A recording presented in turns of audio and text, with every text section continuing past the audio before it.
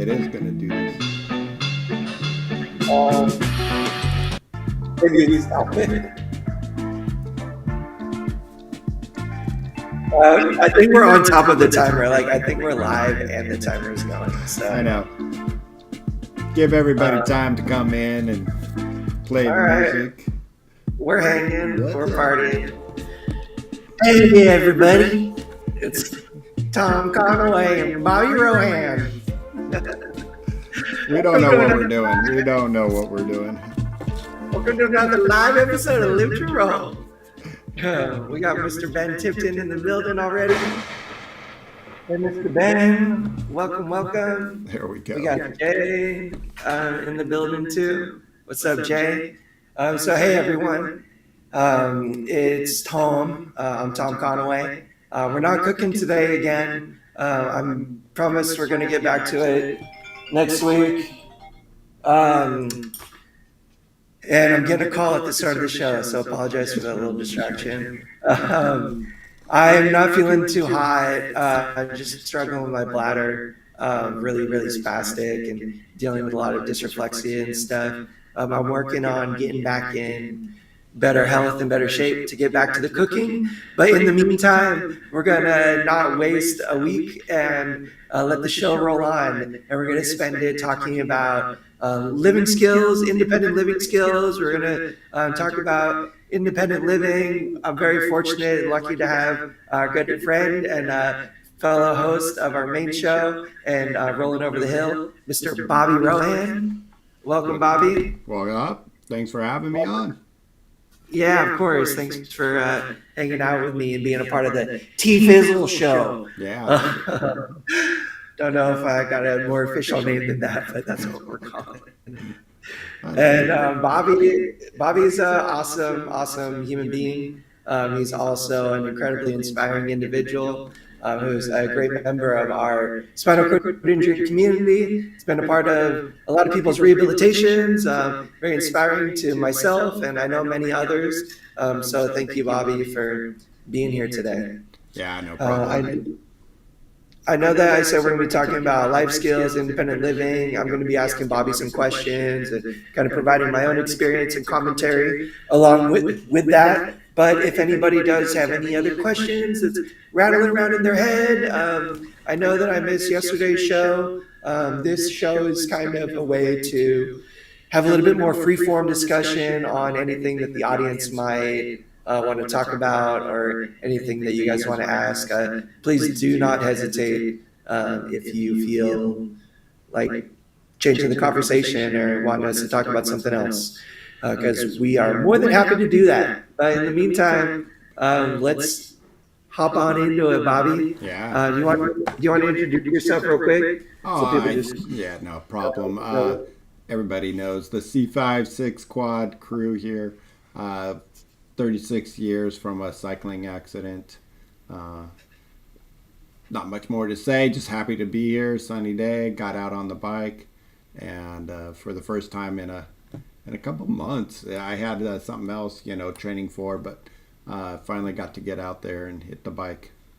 Does doing your cycling interfere with your other exercising and your other training? Not too bad. No. I mean, it's just time consuming, that's all. If you want to get out there, I like to ride where, I get an hour into it. So like today I did I think it was an hour, just over an hour, and, getting 20 miles in. But usually, I like to get to the beach, down the beach. So that takes like 2.5 hours sometimes, and, around 35 miles. Wow. Yeah. So that's how far you went today? Not today, 20. The closer I got to the beach, it was getting chilly. There was the overlay there of the marine air coming in. So every time I go to one more street closer to the beach, I was like, "Ooh, it's getting a little chilly. I think I'm gonna turn around." So, and knowing that I said that I'd be here, I didn't want to be too late. Ben asks, Tom, do you have anything playing sound in your background? I don't believe so. I did just get a phone call a moment ago. I don't see my audio levels spiking when I'm not talking. So if the issue persists or if it's too much, let me know and I can try to troubleshoot that. Let me make sure that we're on the right microphone. You sound fine to me, and I don't hear anything coming on your end.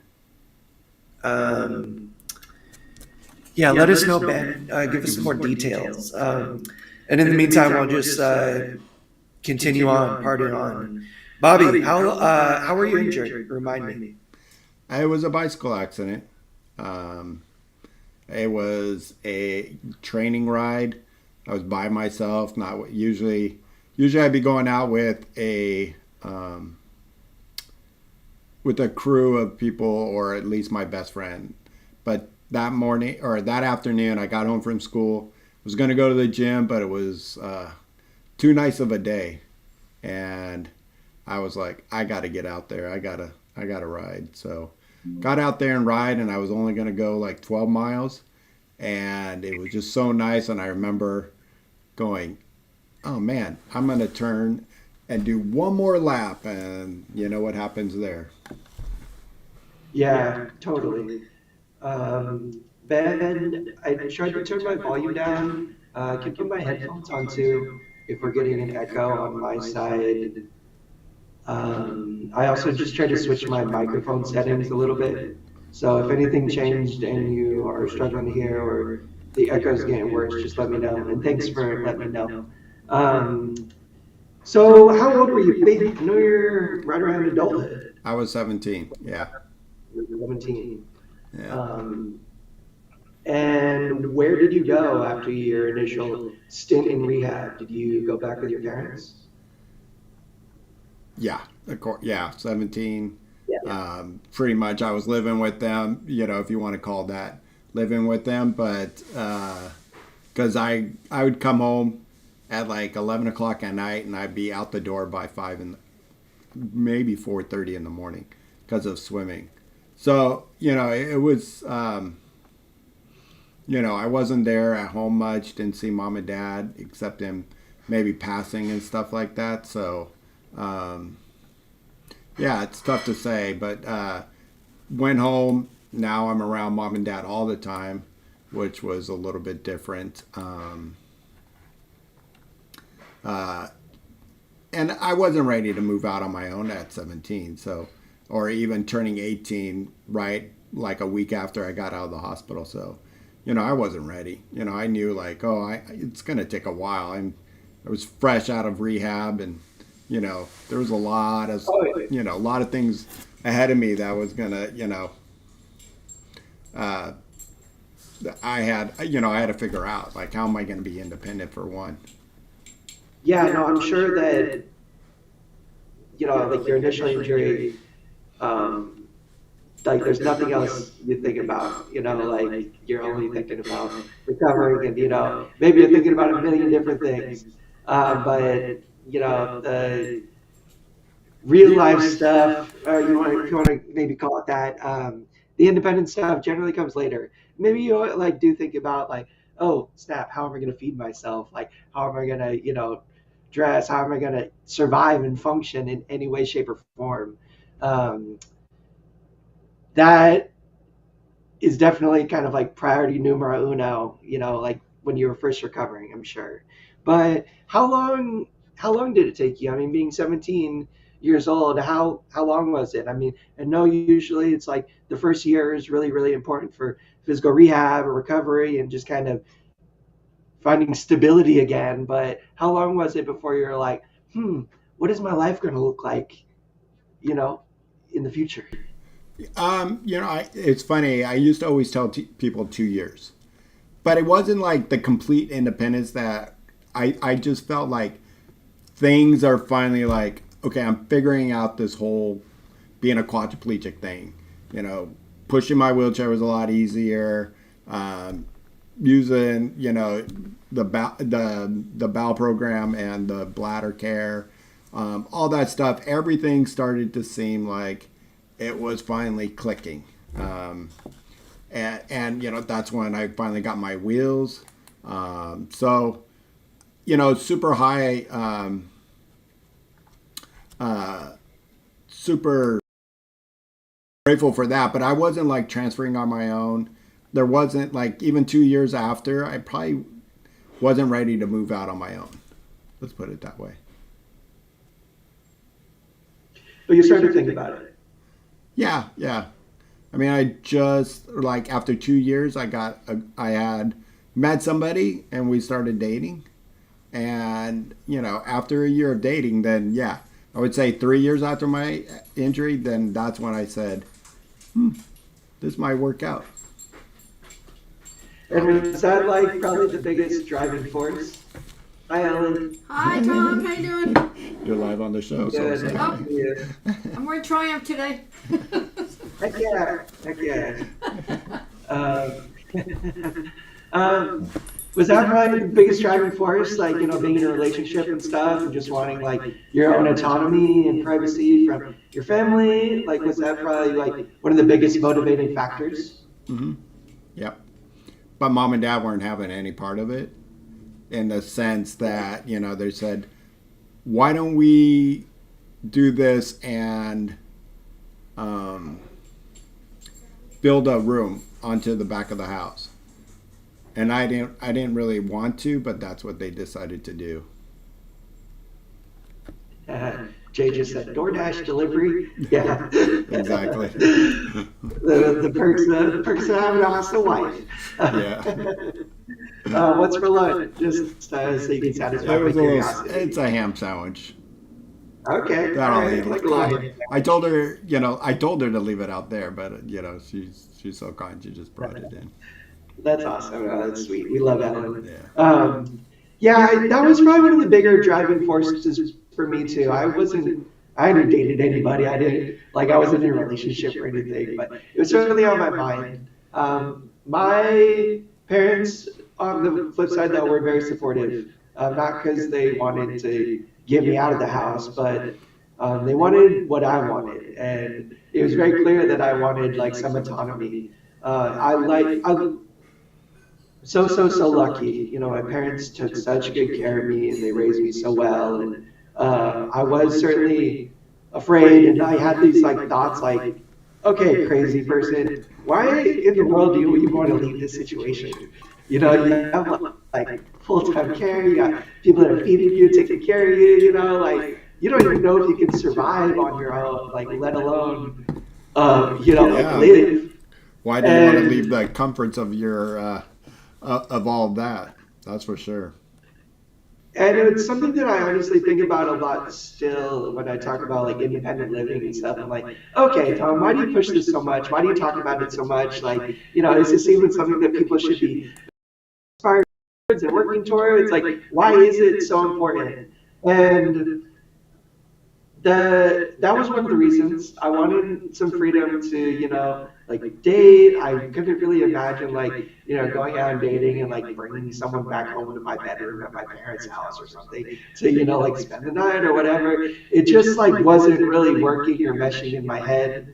I was also like experiencing all of my friends had moved out and gone to college and were living on their own. It was funny though, once I moved here to Northridge, most of the friends that I made lived at home and were just going to like a commuter college and stuff. And, we're still at home.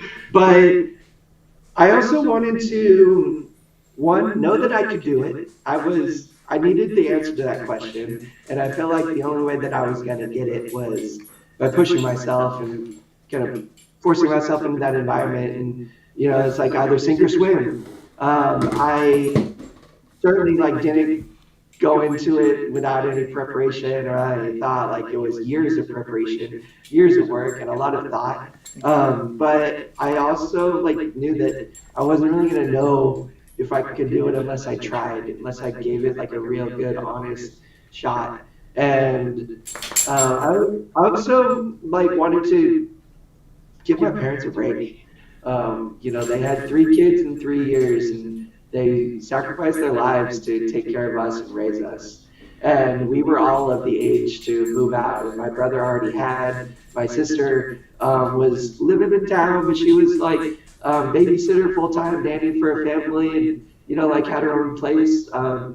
And there was me still stuck at home. And while I certainly wasn't a burden on my parents that like bothered them or anything, I just felt like, man, they worked so hard for so long, and what am I going to be like stuck with them forever? You know, they're going to have to like take care of me forever. And I wanted to know that I didn't have to rely on them forever, that I could hopefully work and help to give them the freedom of their golden years, and you know, like all the work and sacrifice that they made to raise us, to like now have the time and the freedom to live their life and to travel and to do whatever the heck they wanted to do.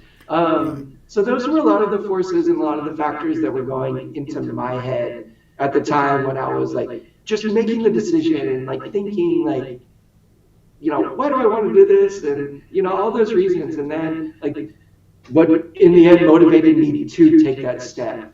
But I would say that, like, my parents the whole time did support me. You know, I remember the first time, like, one of the things I had in my head, I knew that I had to do was be able to transfer on my own, you know, transfer independently. I remember the first time my mom and dad like sat there in my room, you know, 2 feet away from me for 45 minutes while I scooted my butt from my wheelchair to my bed for the very first time on my own. And the whole time they were like reaching their hands out every time it looked like I was going to fall forward. Or, you know, like the 50 times they asked me, are you sure you don't want us to just help you? You know, the patience that they must have had, like the support made my success. Like without their support, while I was learning all of these skills that I kind of like assigned to myself, I'm not sure that I would have been as successful. So that kind of brings me to my next question for Well, you, Bobby. let me ask you this question on that note. What Yeah. um how long, like, in the sense that dang, I lost my train of thought. So you said I want to get out on my own, and then you started transferring. So how long did that take, that process of trying to be independent enough for you to move out? Um, Bobby, do you want me to fix for, it before I leave? I I tried to do a summer program at a art school in San Francisco, and my plan was to try to go and stay there, like in the dorms, and do it for, you know, like the month and a half that the program was. It was like a film program, and I wasn't able to do it because I wasn't able to figure out the independent living situation. It was like very short, very temporary. It was going to be extremely expensive. It honestly like made me realize how hard, how much work, and at the time, honestly, like how impossible it was going to be to pull this off. Um, so it started then. It started like right at like 16 years old. Like all of these questions, like washed over me like a tsunami crashing over my head. I'm like, okay, shit, like I gotta be able to feed myself, I gotta be able to transfer, I need to be able to self-catheterize. And that was something that I had just kind of figured out for the first time. I got my Mitrophanoff procedure and I was able to like catheterize for myself. But then there was like the bowel care aspect that I had to figure out too, which was going to mean someone else helping me that wasn't my mom, that hadn't done my care for my whole life. It was going to be strangers and, you know, new nurses coming in, and it was going to be educating people and teaching people how to perform my care, and then learning how to transfer, learning how to feed myself, learning how to get water, and, you know, all this stuff. And that took about, gosh, 4 years, 4 or 5 years. I moved out when I was 20 years old, so from about 16 to 20. And I thought I was going to be able to do it by the time I turned 18 and graduated high school. And that was a little unrealistic. I just had not put in enough time. Um, I also just wasn't really ready mentally, I don't think. I ended up going to a junior college and still living at home while I got some of my GEs done, and, you know, like kind of figured out the college experience. I used that time to learn how to do public transportation, kind of get comfortable being away from my family all day. Like I would hop on the bus at 6 o'clock in the morning and I wouldn't be home until 8 or 9 o'clock at night. And, you know, so I would be gone all day, and I'd be out and about. I'd be at school. I'd be hanging out with my friends, and I would be surviving and managing everything I needed to on my own. And then I'd be home, and my not just my parents were instrumental in my success, but like my brother and sister too. like I would ask for help a lot, even little things like getting a glass of water or something, rather than going to the cabinet, getting a cup and going to the fridge and getting ice and, filling it up myself. I would just ask for help because it was always easier. But, my brother and sister started being like, you can do that yourself. Why don't you go do that yourself? And part of me would get a little frustrated and be like, damn it, you used to help me all the time. But getting into uh, that mode of thinking of rather than asking, just going and doing myself, um, took years. It took years of everyday work, constant work. Um, Certainly my family was always still there for me and would help me whenever I needed it on days that I was hurting, days that I was sick, days where I couldn't do it or I was just too tired from everything, being at school all day. I would need some help in my transfers, even if it was only lifting my legs up onto the bed and helping get my clothes off. But that's what it took, about 4 years of working every day. And that was well into my injury too. I was paralyzed when I was 4 years old, so we're talking like I already had 15 years under my belt of being paralyzed. But I didn't do my first independent transfer until 15 years after I had already been paralyzed. Um, and that's just what it took. I had to literally build the muscles. Like I didn't have the strength to do a lot of what I do now. And that's the amount of time that it takes. You want to go through a body transformation, you want to get swole or, you want to get the muscles to do these kinds of things. And that's kind of the timeline you're looking on. It's not weeks or months. It's, Well, unfortunately years. and some of it is really technique if you think about it. Yes. It's not building. It is, it takes strength, but a lot of it comes down to the independent. I mean, the the the form that you're going to be doing it, because none of us really transfer the same way.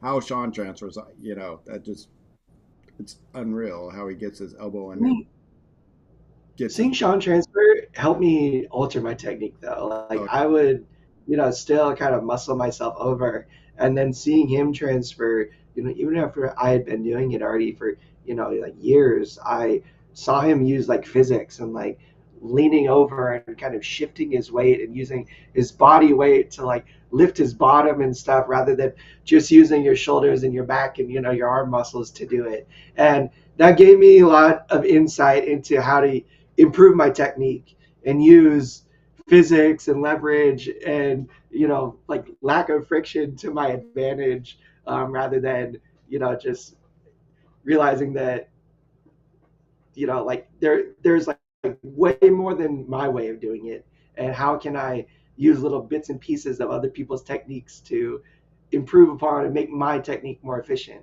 right. So you're totally right, and that's why it's so important to speak to other individuals with disabilities to see how they do their things, to see how they do their transfers, or to like pick their brain about stuff like that. Hmm. um, yeah, it's really kind of transformative for me.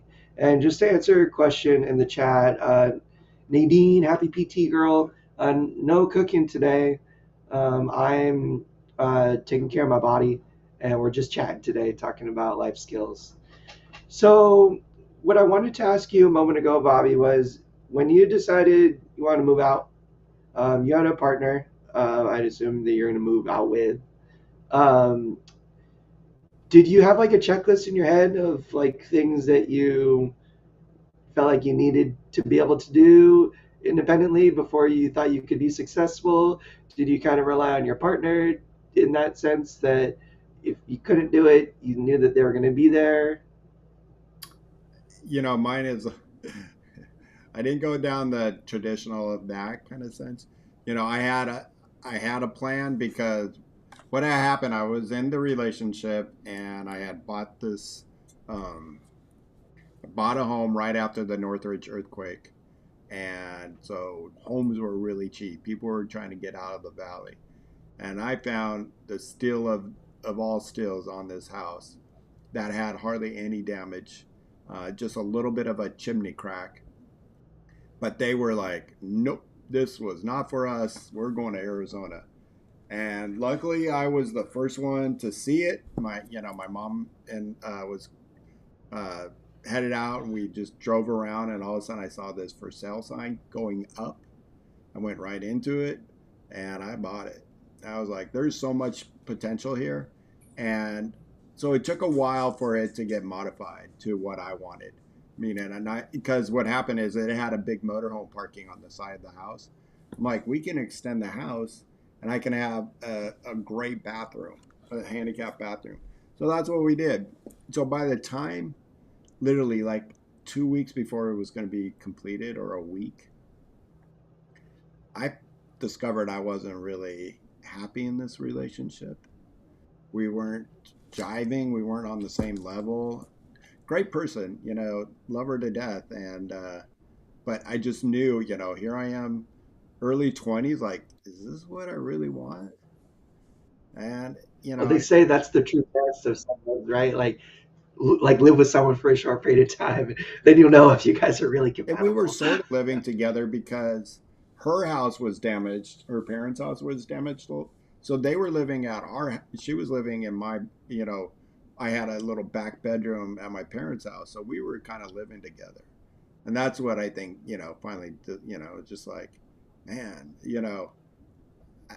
you're over this and I'm not this, like being overcautious for everything. And I'm just like, no one's going to do that, meaning like one time we had the biggest argument about a freaking doorknob of all things and paint on the wall. She wanted the whole house painted like you paint the glossy so it's easy to clean. And I'm like, why do we want our whole house to be shiny like a bathroom? Just dumb things, But I realized, and so I broke up, and here I am just about to move, and I'm just like, well, it's there, it's mine, might as well do this. And my Yeah. dad's like, well, you're not far from us. I'll come over and help you out. And luckily at that time, I had a friend move in. 6 months, she was living in a bedroom that wasn't being, modified at all. So she had a bad breakup. And so she was living there for 6 months while the house was getting modified. And so she was going to move out. And I just said, well, no reason for you to move out. I mean, uh, stay where you want. You can move into this other bedroom that's nicer and bigger. And I'll be your room. You can be paying me rent. So, Yeah. she didn't help me out unless I really needed it. Once in a while, she would help me up on like a Sunday morning or a Saturday morning. Yeah. But by that time, I figured out from living at home how to transfer and get myself undressed. That was the one biggest thing that I was making sure. I just knew the morning routine, there was going to be some help with the shower and the bowel care. And Yeah. so, I just, knowing that I was still going to work all the time or every day, uh, I needed to have a caretaker. And Yeah. luckily, after a few months, my dad's like, I can't do this. You got to find an aide by now. And I'm like, yeah, you're right. You're right. I got to. 'Cause I was dragging. And I remember being at work and somebody said, what's going on? And I'm like, I got to look for an aide. It's been hard on my dad. And she's like, my mom's an aide. She could probably do it for you. And it just worked out. She was my morning person for 6, 7 years. Did you have her every day? Yep. She came every day. So the shower bowel program mornings were longer, and then she would just come and help me get up. And then at And night, I would Jay, do my all my own stuff. JS, where you worked, you were a salesman, right? Yeah, I was selling wheelchairs. It was a company called Rehab Designs Yeah. in the Valley. And Jay also asked a good question earlier.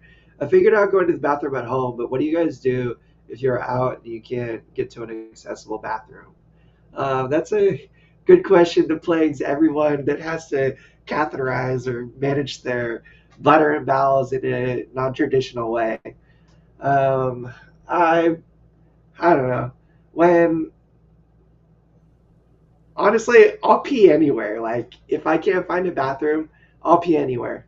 If I can like be discreet about it, like I don't care if it's on the side of the road and I can turn away from traffic. Like I'll pee anywhere. Like it doesn't really look that weird for me because I catheterize through my abdomen. I'll just pull my shirt up a couple inches, and as long as I have someone just staring at me, like I just kind of put it out of my head, like that anybody that sees me is just gonna be like, what the heck is that guy doing? Like, fumbling around with his pants or his belly button or something. Um, so I'll just pee anywhere. As if I have a bowel issue, I'll go home, or go to wherever I'm staying. If I'm not home, I'm on vacation or something. Uh, and that's happened to me a couple times, and it sucks to bail from whatever it is that you're doing. But I have really no way of managing or taking care of it in a public space in any way, shape, or form. And my only option is to go home. So I do my best to manage my bowels to avoid instances where it might ruin my day, or ruin my plans and force me to have to go home. And yeah, that's No, what yeah. I do. How about you, Bobby? Same way. It just, you hope that the bathroom, and the bathroom should be at most places accessible enough. But yeah, and if I find out, like, damn, this bathroom is not going to work, go around to the side of the restaurant where nobody's watching, see if you can find uh, a bush, some grass, whatever it may be. The best way to just look around and empty. Nobody, when something's coming out of the side of my leg, nobody's really thinking I'm taking a whiz. Except I do have a story one time when we got to Vegas with my best friend and a bunch of his friends from his work, and we get there, we get into the room, my leg bag is full, and it's I'm wearing pants, so I put my leg up on the toilet, and then I released it, and my best friend, he's doing something, combing his hair in the mirror, and one of his friends come around. He goes, "What are you guys doing?" And I'm like, "I'm taking a piss." And he looks down the way I'm pissing. He's just like, "The fuck," like Bro, he like how long is it? God all damn week. Yeah. So all weekend it was just like he would not look at me. it. It was That's so pretty funny. funny. Yeah. So, Oh, but yeah, that's you pretty good. just you know you make it work wherever you can make it. I mean, Some of the, I some of the didn't technique. appreciate Go this. ahead. I've had somebody, a friend of mine, he's a ventilator quad, and he just backed up at the table at a restaurant, and his aide emptied his bag there, and it's like, Uh, really, right here? No, no, no, no. But I don't like that.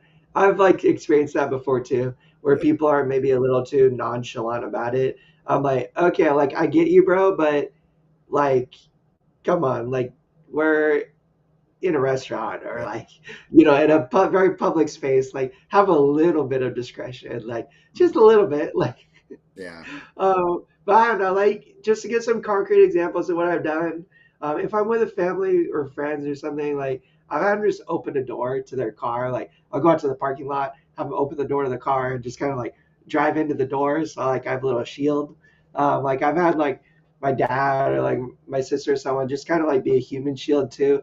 Just like stand in front of me, turn the other way, and I'll just like cath. Um, and I also just like done it at a bus stop. Like sometimes I like had to pee so bad. I know I'm about to get on a bus or something. I got like 5 or 10 minutes while I'm waiting for the bus. I'll just like, you know, roll away, 10, 15 feet Mm, to where nobody's standing or there's nobody and just kind of turn face away from them and, cath and just throw it away in our trash and be good to go. Just because I'm floating and I'm not going to be comfortable for the next hour on the bus, like if, I'm stuck like this or something. yeah, So I guess the biggest, most general answer is you do what you got to do, Jay. You do what you got to do. I always encourage everyone to have some discretion and mindfulness and propriety. Like don't be gross about it, don't be rude about it, don't like force everyone in your space to like see or experience that you're emptying your leg bag or your bladder. But you do what you got to do. People like whip it out in public all the time and pee up against the side of the building and stuff. Like, I mean, shoot, I'd see people pee in public all the time, way more frequently than I would like to be honest. And it's no different for us. Just have some, just be mindful about it. We had another question too. Yeah, to Beast Walds, if so you're in your chair, yeah. Did you want to read it, Bobby? no, you go ahead. I'll read that other one. Yeah, if you're in your chair, is it hard to transfer to a shower chair or toilet? I usually have to go to get out of my chair and transfer to my bed. Same here, Beast. I know it's true for Bobby too. If you're a higher level quad, chair to chair transfer is not realistic for me. I need assistance, and generally my assistance is a Hoyer lift. Like I'll get into my bed and then I'll use my Hoyer to get from my bed to my shower chair because my shower chair doesn't adjust, it doesn't tilt, it's movable, so like it can be put next to my bed, but I'm not going to be able to make that transfer easily or independently or safely. So I use a Hoyer lift to get into my shower chair and out of my shower chair. And I require assistance. I have caregivers that come and help me when I do my bowel care, when I do my showers, where I use my shower chair. That's when I need help from a third party. I cannot do it alone. Yeah. I It's bad enough when you're dry, And for me, I have somebody's spot. I hate doing it on my own. Like I just wouldn't attempt it on my own. I just that there's that.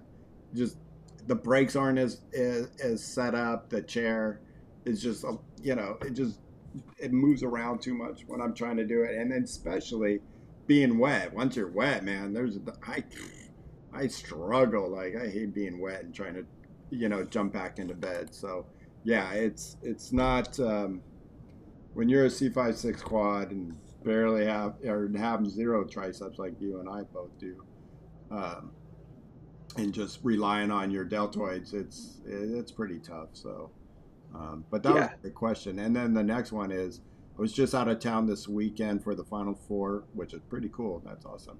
Ran out of catheters. What is the solution for getting more when you're out of town? Is it possible? Luckily, I was 3 hours from San Antonio.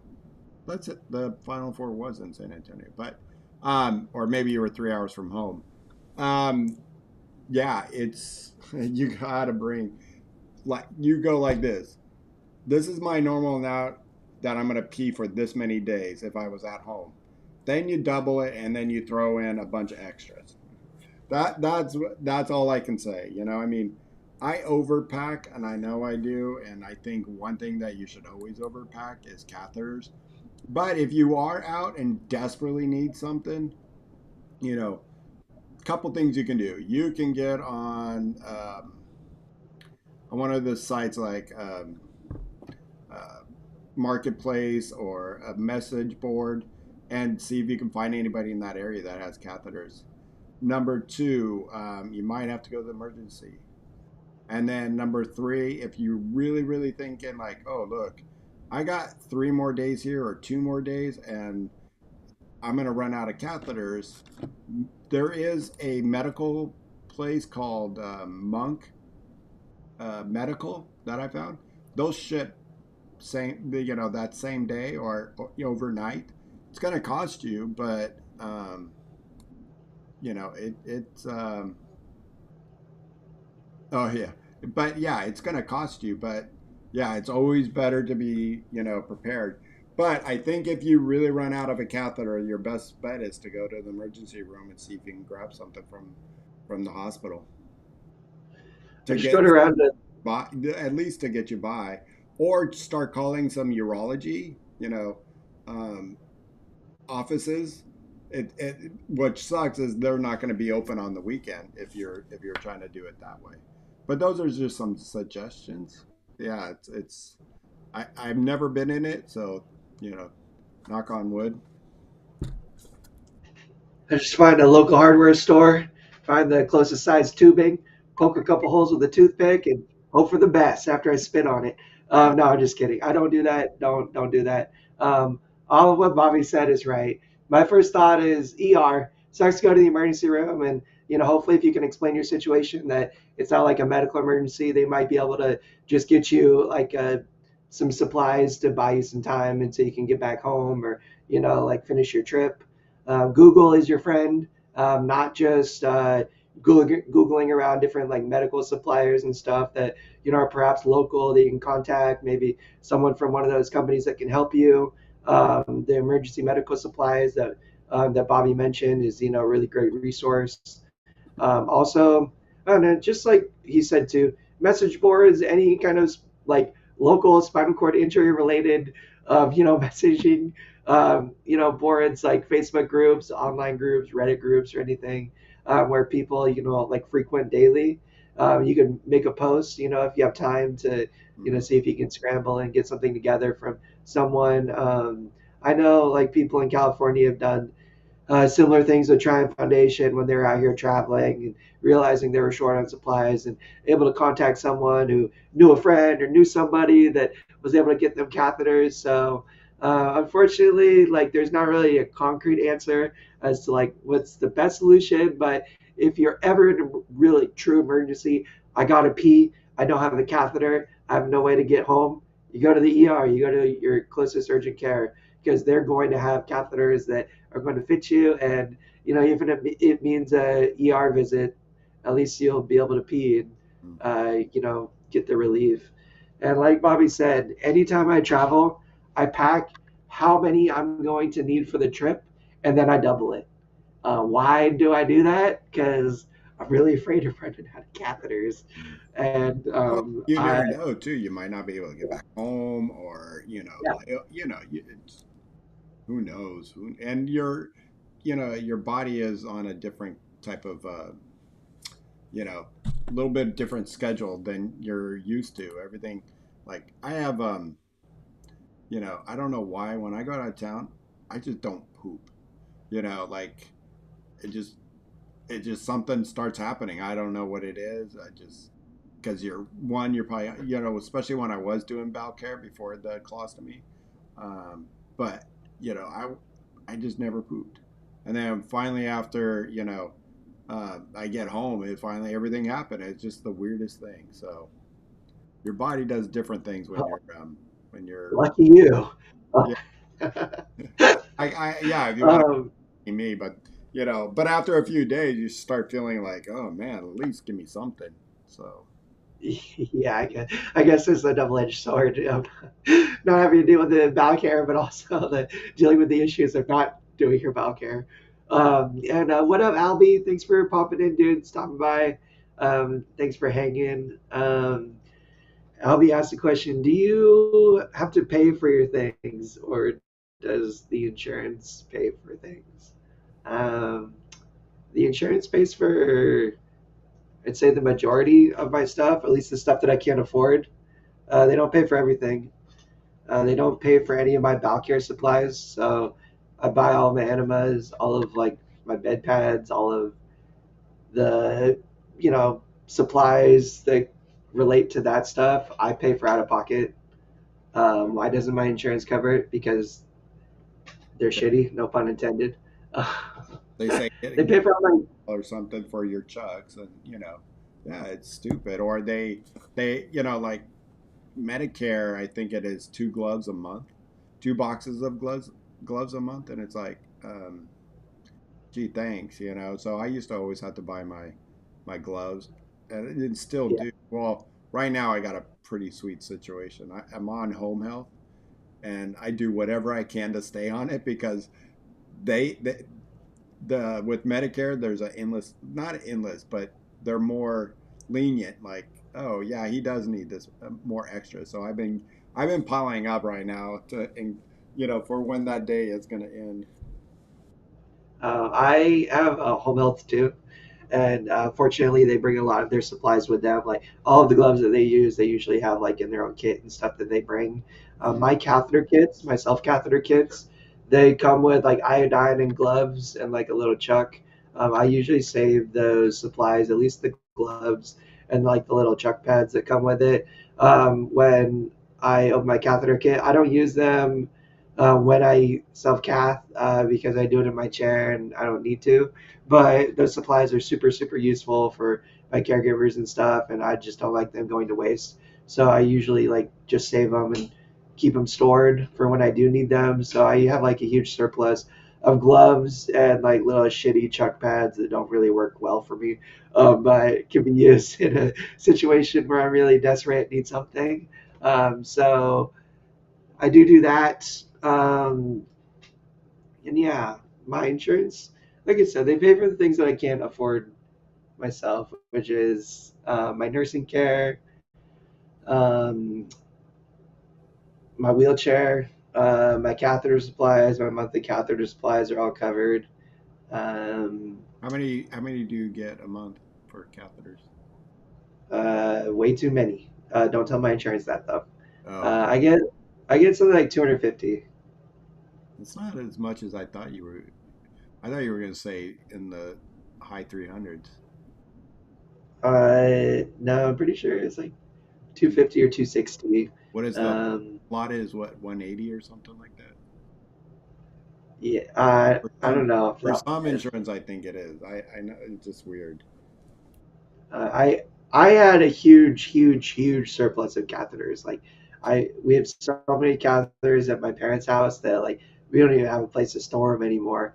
And I live in a studio apartment, and they were like building up my apartment so much where I was like living in catheter supplies. So I actually put a pause on my supplies for a couple months just so I could try to dwindle down my stock.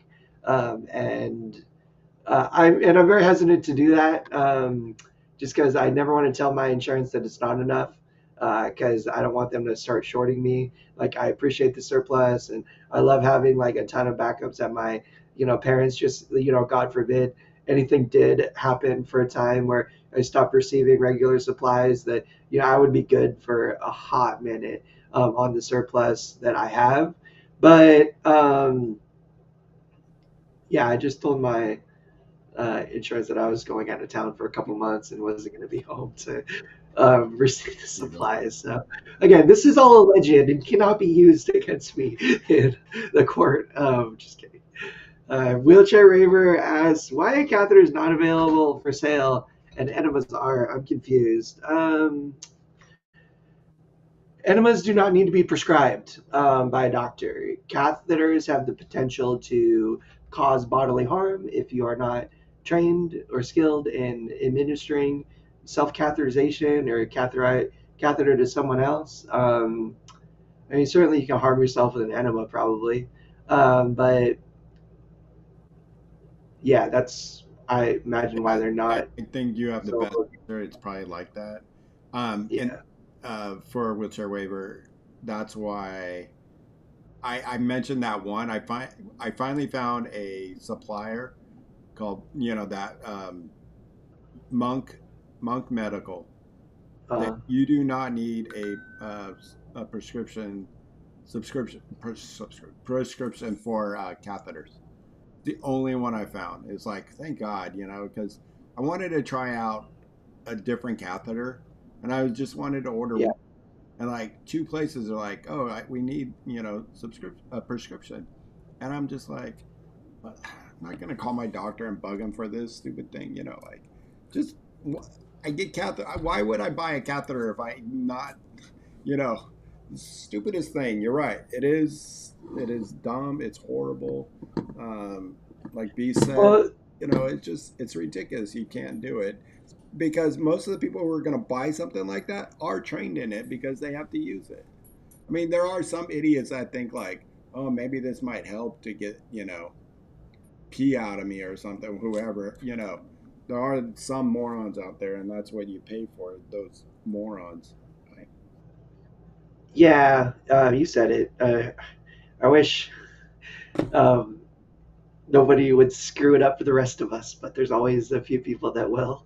Um, the other reason that they generally require prescription is it is a covered item by insurance, so they're not necessarily trying to deprive you from it, but they want to one ensure that they're going to get paid, be secure in that payment, and if they can do it through your insurance company, then they can really rely on that money and like that, like versus like maybe someone paying out of pocket for more expensive medical supplies. Um, I do know that when you do want to try catheters and stuff, generally most catheter supply companies will send you out samples and stuff to like at least like give you a chance to try it out before you decide like this is going to be the catheter that I'm going to use and stick to and rely on. Um, but but yeah, it's a more complicated.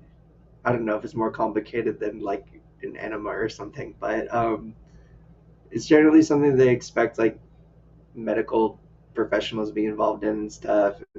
There's probably like lots of reasons why they require a prescription versus being free, but those don't necessarily relate to us that rely on catheterizing and maybe have a lot of experience catheterizing ourselves and stuff. Um, but in any event, that's the way it is.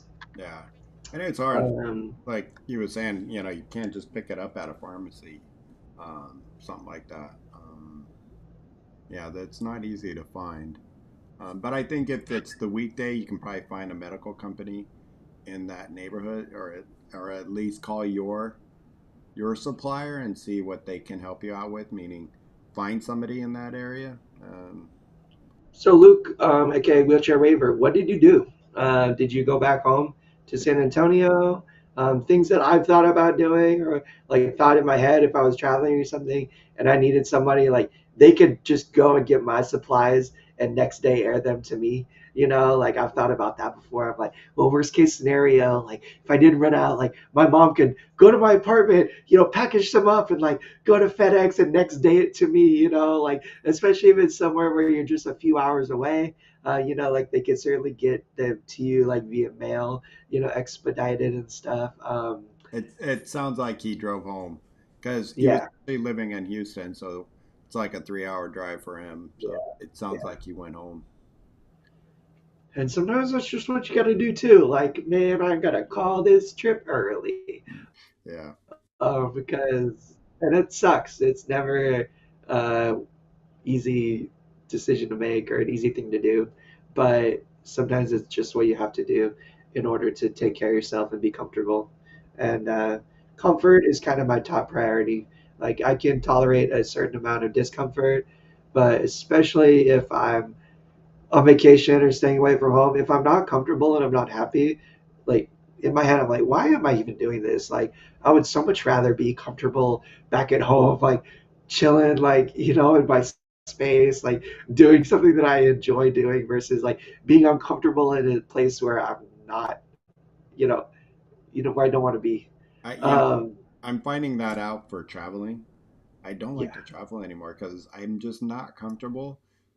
In fact, wheelchair raver. I was just in Houston 3 weeks ago, or I don't know, now maybe 4 weeks ago. But um, you know, it's great to be out of town and to travel, but I just, it's not my environment, it's not my bed, it's not my neighborhood, it's not my restaurants.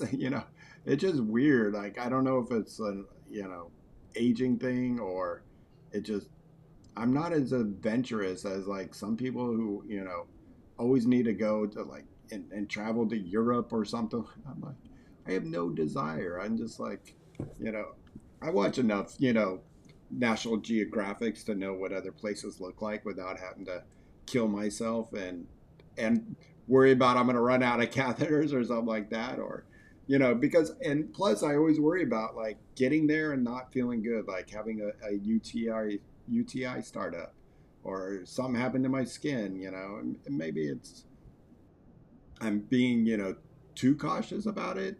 And that's not really me, but it can happen. I like to vacation at home, and that I live in an awesome city where there's a lot going on, and I can very easily go and be away from my apartment all day or even for multiple days, but still be 30 45 minutes away, and like able to get back to my bed and be comfy and then be comfortable the next day when I go out and I'm away from home all day again. And that's very satisfying and fun for me. I still have a little bit of that hunger that uh, Bobby was describing. I mean, I love experiencing different places and different peoples, different cultures, and things that are outside of my bubble. But something that has changed for me too, and perhaps it's just me getting older and stuff. There's just so much around me that I don't experience on a day-to-day basis too, that does not require me to go to another city or to another state or another part of the world that I haven't experienced, or like, so I've been more mindful in the sense that like there's so much around me that I can do and experience and enjoy that are in that vein, that aren't as difficult or hard on my body or as stressful and anxiety inducing as going on vacation somewhere else. So perhaps that's something to consider and be mindful of too. There's so much around you. Uh, Yeah. Look around you and realize that, and you maybe take advantage of it. Yeah. Crypto Rob asks, "What's the longest you've been away from home, Bobby?"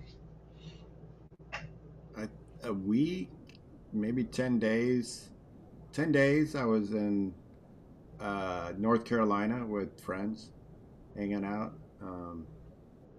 But I was in my 20s. I think when you're in your 20s, you don't care. Now that I'm in my 50s, I'm just like, ugh. Um, I know it was hard, and um, I've been on trips where a UTI has started, and it sucks. Luckily, not many times. Um, Wheelchair Raver said, when he had social anxiety when they went to nationals, and yeah, that's the worst. Is when you're going to play quad rugby for something, and you have a UTI, or you're just out of your comfort zone, especially at quad rugby tournaments. I hated those, um, because you're at a hotel and then you're at a gym, and most likely it's butt ass cold in the gym. You're just not comfortable the whole weekend, and then it's so funny. I know food costs a lot, especially when you're trying to feed a tournament going on for 8 teams and all the volunteers, and they're serving chili, or they're serving pizza, and you're out of town and you're like, really, Yeah, um, not the yeah, best thing to serve a bunch of quads, that luckily I don't have an issue with some of that food, a lot of those foods. But one of my teammates had a bad experience. It's like, what are you doing eating that crap if you know that's like what it does to you? So, but yeah, I've been away for a week in Hawaii here and there, but just lately, no, I haven't. I would say since COVID, I haven't been anywhere more than 3 days somewhere. Crypto Rob, probably since I moved out, like the longest I've been away from home is probably staying with my parents for like 3 weeks, or like 3 weeks or something like that, like out of my space. That's kind of with an asterisk, like it doesn't count. Wow, like my parents' house isn't the most accessible space for me, in that like I love being there, but I can't cook and prepare food or like access the fridge like I can in my apartment. So I have to rely on people more and ask for more help. And wow, like my parents are so more than willing to help me. Um, Sometimes at the end of the day, after I've been asking for shit all day, and I've been there for 2 weeks already, they can get a little short, and be a little frustrated, be like, ugh, and I can tell, and that like makes my hackles go up. It's like, oh, I wish I didn't have to ask for help. It's like, or like I wish I was a little more independent in this space. Vacation wise, going on a trip, it's probably when I went to Chicago. My mom, my sister, for the Abilities Expo with Live to Roll, because it was like a week in Chicago, but then we took the train from Los Angeles to Chicago, so it was an additional 4 days of train travel in addition to like the 8 or 9 days that we were in Chicago. So it was like probably closer to 2 weeks.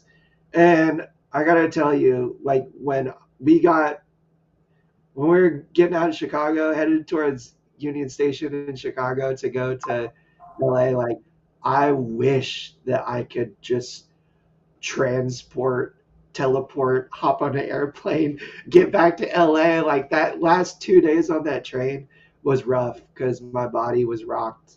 And it was, like over a week of being in a hotel after getting there on the train and spending 2 days in my chair on the train already.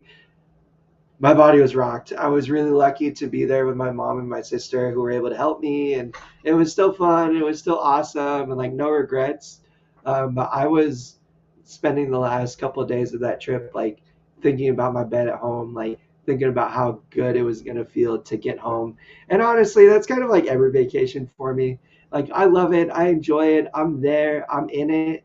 Once I get towards those last couple of days where I'm like, man, I need my bed. I want my bed. I want my space. Like I want to feel comfy.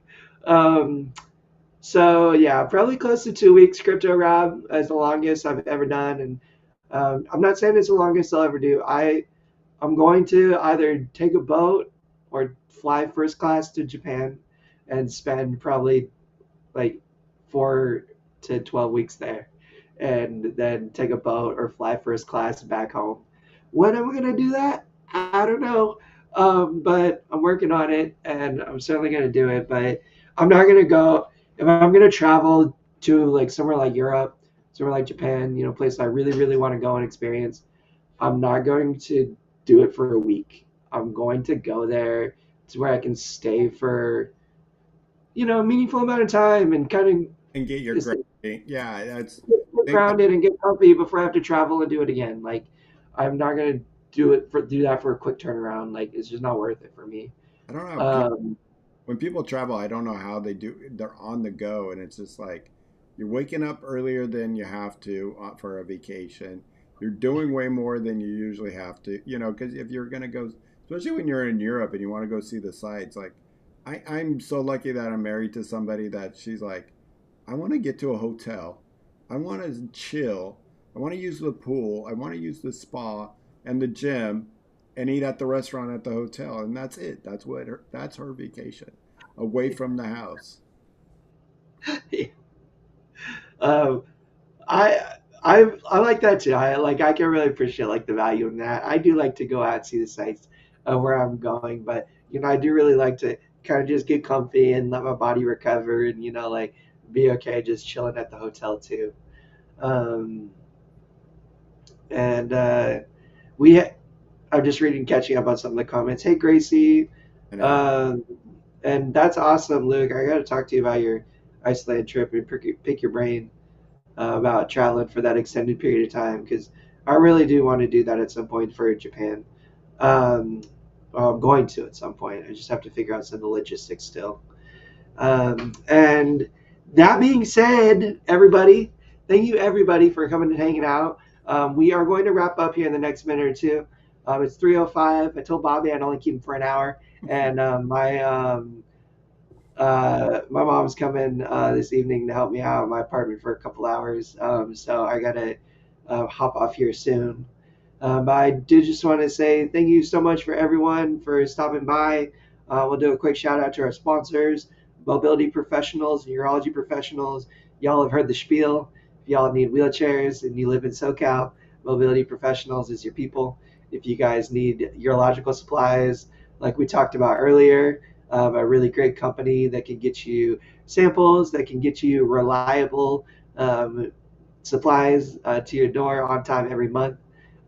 Go check out Urology Professionals. They are awesome. I do want to say thank you, Bobby, for being here and hanging out with me today. We are getting back to the cooking next week. I promise you guys, barring any major significant health issues that might get in my way. I do.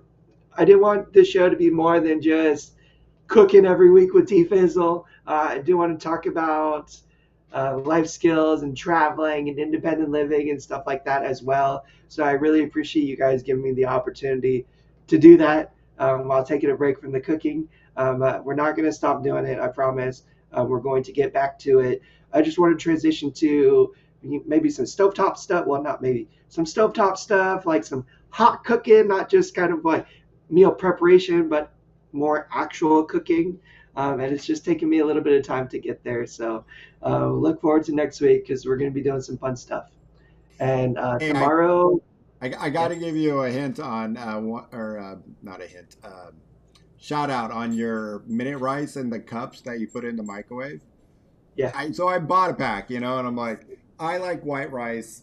My wife does not, she's not the biggest rice person. And I any kind, you give it to me, black rice, wild rice, what green, I had a Spanish rice, you name it, I love it, I do jasmine too. rice, Yeah. you know.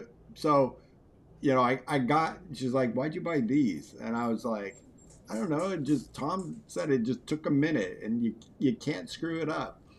And holy shit, you cannot, 1 minute, it was cooked to perfect like minute rice should. It was just like, The way the way that they've developed these things, like how they hydrate it enough to like, like heat up in the microwave and the rice is like perfect and fluffy and delicious. I don't know how they do it either, I don't Bobby, know. but Well, I you're right. love the fact that they invented it. Or it's some kind of bad chemical we're eating that's going to cause something later on in life, but who cares, man? It was good. I watched like how it's made on how they do it, and it's literally they just found the right saturation, like the amount of hydration that they need to like to allow the rice to store and like be okay for like long enough, like to have a good shelf life, but also to like saturate like the grains when it's heated up. It's really amazing how they do it. It's not even a chemical process. Like they literally just found the exact amount of water that they need to like saturate the grain for 1 minute of cooking time to be prepared and to be delicious. It's really, really cool and unique. And I mean, there might be some preservatives in there, but we're not going to talk A about couple little, yeah. that. We're not going to worry about that. It's all right. Don't look at the labels on your food, people. You're No, just going to scare yourself. But yeah, we're going to wrap it here. Wait, tomorrow, are you guys rolling over the hill? we got Or the old is it? man, on coming on. We got, Chad and Rob, or Bob and Paul. Or Paul's not going to be there, but we're just going to be discussing aging gracefully tomorrow in your chair. What are the good things about it? We always Yeah. talk about what the negative things are. Your skin gets thin and all that, but let's talk some positive stuff. So come join us tomorrow at 3 o'clock.